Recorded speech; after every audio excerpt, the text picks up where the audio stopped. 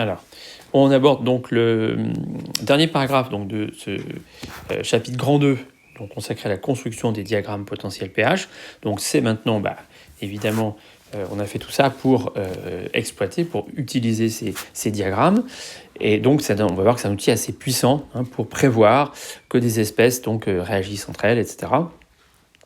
Alors, c'est assez semblable à ce qu'on a déjà exploité sur les simples diagrammes de prédominance. Voilà. Alors, alors la première règle ici, donc ici je vous ai remis le diagramme pH du fer. Donc déjà, si on a fait un seul diagramme d'une espèce, on peut déjà conclure, si vous voulez, que si on met des espèces dérivées du fer en solution, elles vont a priori réagir entre elles. La valeur de E et pH final se trouvera quelque part. Et donc ça veut dire que, sauf si on est au voisinage d'une frontière, on aura une seule espèce à la fin, ou éventuellement au voisinage d'une frontière, on en aura deux.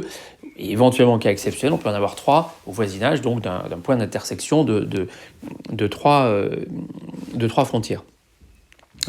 Voilà, donc ça veut dire que si on met en solution des espèces qui ont des zones bien séparées, qui n'ont pas de frontières communes, alors par exemple ici, Fe3 et Fe n'ont pas de frontières communes, à ce moment-là, eh bien le E final sera quelque part, donc soit il est sur le ELPH, soit il est sur la zone de Fe3, ce qui signifie que je n'ai plus de Fe.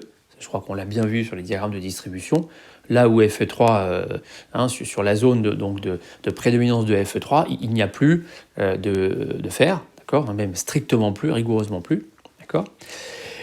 Voilà. Donc le fer aura donc réagi de manière quasi totale. Si le EPH final est sur la zone d'existence du fer, il y aura presque plus de Fe3 que l'on aura introduit. Ça, on l'a vu, je répète, sur le diagramme de distribution.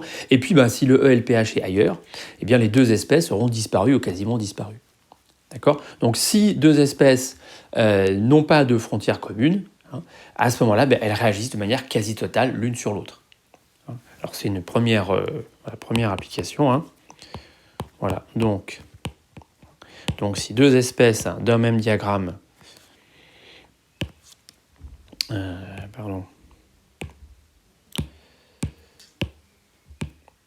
Voilà, d'un même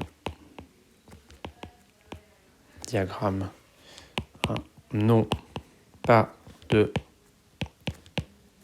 frontière commune, alors elles réagissent de manière quasi totale l'une sur l'autre. Alors exemple ici, comme je viens de vous le dire, Fe et Fe3+. Alors ça veut dire, si j'ai du Fe3+, attention quand même, ça veut dire que mon milieu est forcément acide, d'accord ? Donc je mets Fe3+, dans une solution aqueuse qui est acide, et puis je plonge une lame de fer. Donc forcément, cette lame de fer sera attaquée par le Fe3+. Alors, les produits qui vont se former, là, ça va dépendre de ce qu'on a mis initialement comme... ensuite, on est ramené à un problème, je dirais, classique de solution aqueuse, qui peut être plus ou moins compliqué, puisque là, on va mettre concentration initiale en Fe3, on va mettre un certain nombre de moles de Fe qui vont plonger, et puis on aura mis des ions HO- ou H3+. On ne peut pas mettre des ions Fe3+, si on le met dans de l'eau pure, par exemple vers pH 7, immédiatement ça va précipiter avec les HO- de l'eau pure et ça va faire du FeHO3. Donc ça veut dire que si on a du Fe3, on a forcément mis des ions H3+. Donc combien on en a mis, on ne sait pas trop. Voilà. Donc les produits de la réaction, c'est pas évident. Donc ici, ce qu'on pourrait se dire, si le pH final est assez acide, à ce moment-là, on voit que les couples qui seront mises en jeu, a priori, ce serait bien sûr, les couples simples. Ici, c'est Fe3+, Fe2+, et Fe2+, Fe. Voilà.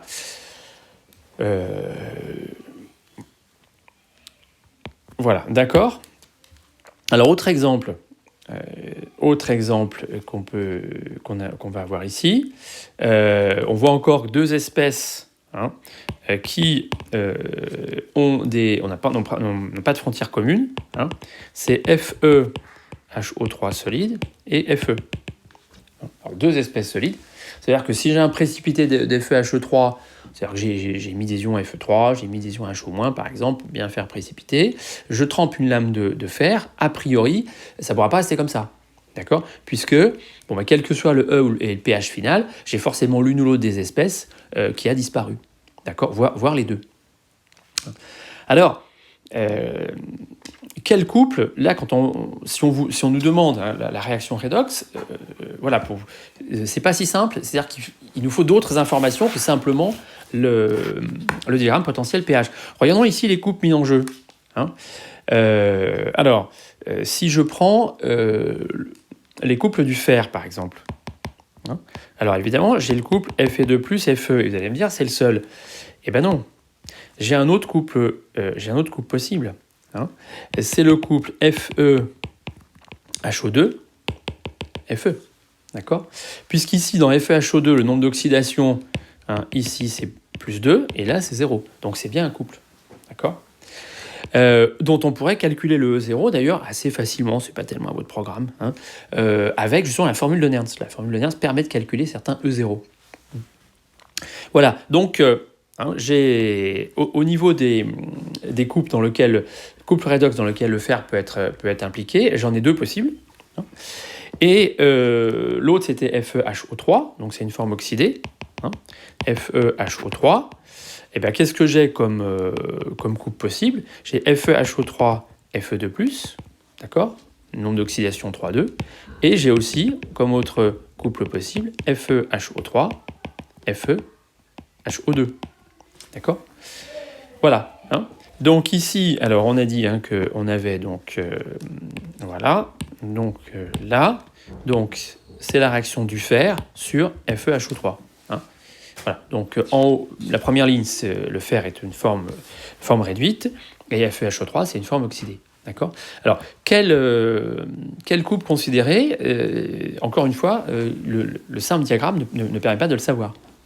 Donc, est-ce qu'on a des conditions ? On voit bien que ça va dépendre du pH final. Si le pH final est en dessous de 0,45, ça va être du Fe2+. Donc, on va chercher à privilégier les écritures donc, où on aura du Fe2+, comme produit.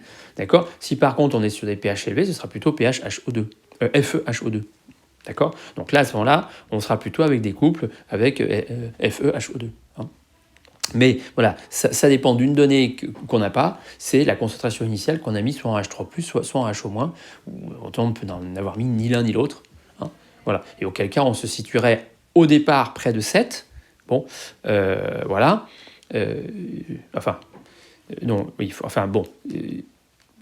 a du FeHO3, on a forcément mis a priori des ions HO-, encore que non. Si on met simplement des ions Fe3+, ils peuvent précipiter comme ça. Bon, donc voilà. Donc, on peut prévoir que deux espèces vont réagir de manière quasi totale l'une sur l'autre. En revanche, les modalités, selon quelle réaction prépondérante, puisque là, des réactions possibles, j'en ai beaucoup, des équilibres possibles, j'en ai beaucoup, selon quelle réaction prépondérante, est-ce qu'il y a une réaction prépondérante ? Ça, on ne peut pas répondre à cette question. Donc là, après, si on vous demande d'écrire des réactions, vous aurez des indications supplémentaires. Voilà, donc ça c'est la première application, d'accord ? Alors la deuxième application, c'est toujours un petit peu la même chose d'ailleurs, on va prendre des diagrammes potentiels pH, on va en prendre deux différents, donc associés en fait à deux éléments différents, parce qu'on voit qu'un diagramme potentiel pH c'est associé à un élément, et on va superposer ces diagrammes. On a déjà superposé des diagrammes de prédominance, et là on superpose des diagrammes potentiels pH, d'accord ? Et la conclusion qu'on va tirer, c'est la même que celle qu'on avait déjà tirée, c'est-à-dire que si deux espèces ont des domaines, alors cette fois-ci c'est des surfaces au lieu d'être des intervalles, ou des segments, si deux espèces donc, ont des zones de prédominance existence qui ne se chevauchent pas, hein, bien à ce moment-là, comme le E et le pH final sont forcément ou sur l'une ou sur l'autre, ou sur ni l'une ni l'autre, on sait que forcément, ces deux espèces vont réagir de manière quasi totale l'une sur l'autre. D'accord ? Voilà, donc règle numéro 2, hein, enfin plutôt, c'est pas une règle, hein, disons, application numéro 2. Hein. Donc voilà, superposant deux diagrammes, donc potentiel pH de deux éléments différents. Je vais vous donner un exemple, bien sûr. Hein. Voilà, donc, eh bien, deux espèces dont les zones de prédominance existence donc, ne se chevauchent pas, réagissent de manière quasi totale, l'une sur l'autre. Voilà, alors, quel exemple ça va nous donner ? Avec quel exemple on va réfléchir ? Voilà. Alors voilà, on va prendre cet exemple-là. Alors là, en plus, il y en a 3. Hein. Alors en vert, ici, c'est le diagramme de prédominance des éléments du zinc. Donc en dessous, ici, je vais faire des commentaires en rouge. Pardon. Voilà, donc ici, je vous ai mis tout ce qui est en vert. Hein. Voilà, donc les espèces dérivées du zinc, donc Zn2+, Zn, donc HO2, alors ça c'est un solide, c'est un précipité, hein, Zn2+, voilà, donc toujours nombre d'oxydation ici, hein, nombre d'oxydation du zinc, c'est plus 2, bon là c'est plus 2, et ZnHO4 2-, c'est ce qu'on appelle en fait un complexe. Voilà, et ici le nombre d'oxydation, alors il faudra regarder la structure, mais c'est aussi du Zn2+, parce que voilà, en fait on a un Zn2+, qui est entouré de 4 HO-.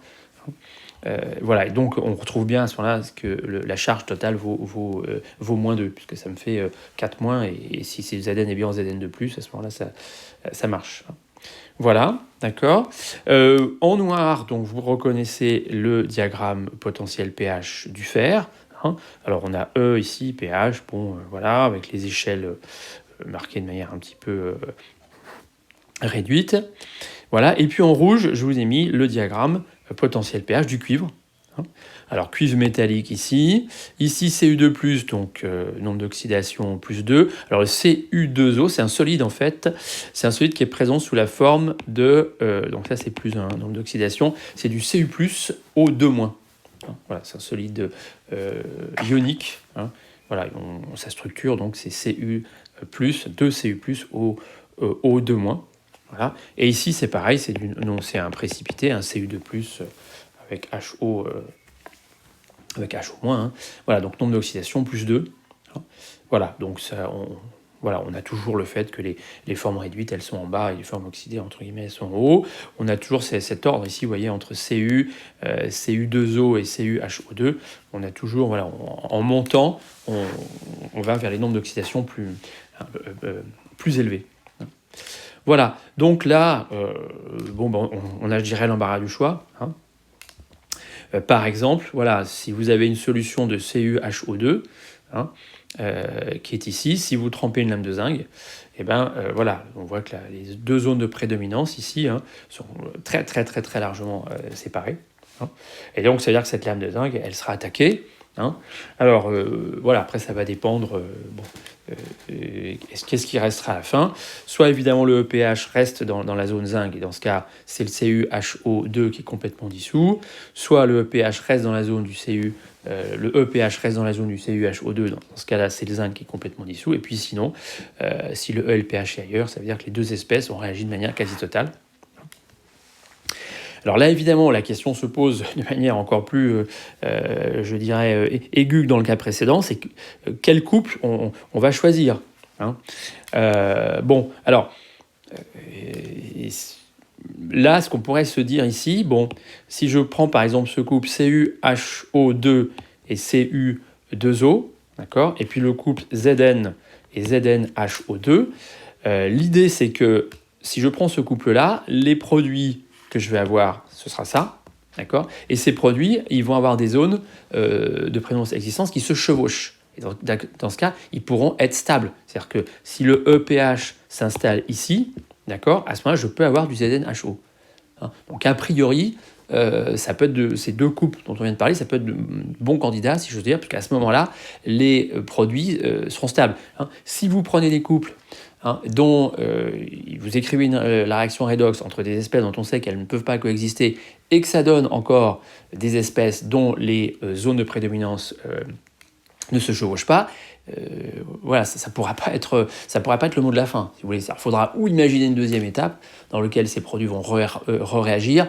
Bon, plutôt à éviter. Je pense que on doit pouvoir, dans chaque cas, trouver une solution avec, je dirais, le couple convenable qui fait que les produits correspondants vont être stables. D'accord ?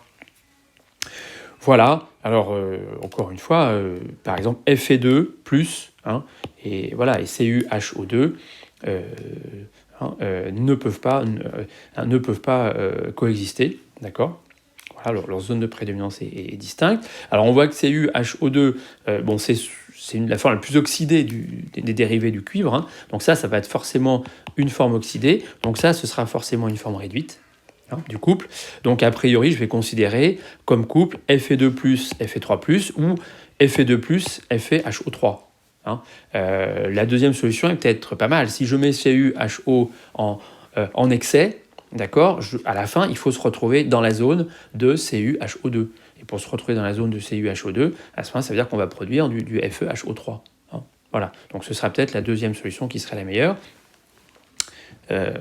Voilà. Si par contre on met du Fe2 en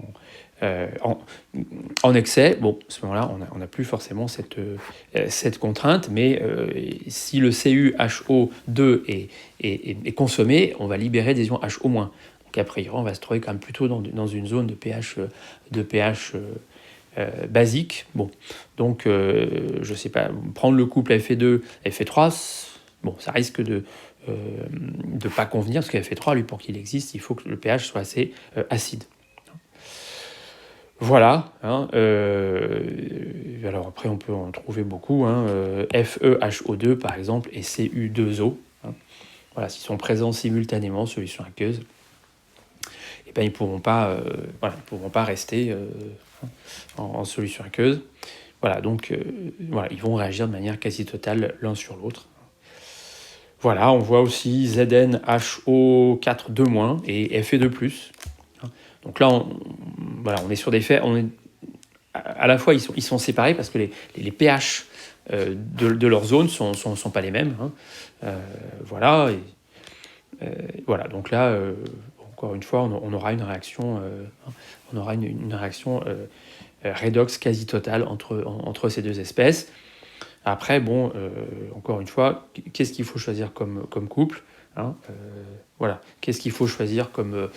alors ici, ça ne sera pas une question de couple redox, puisqu'on voit qu'ici, ZnHO4 et ZnHO2 sont au même nombre d'oxydations. Donc là, on va avoir un équilibre entre ces deux espèces, avec une certaine constante.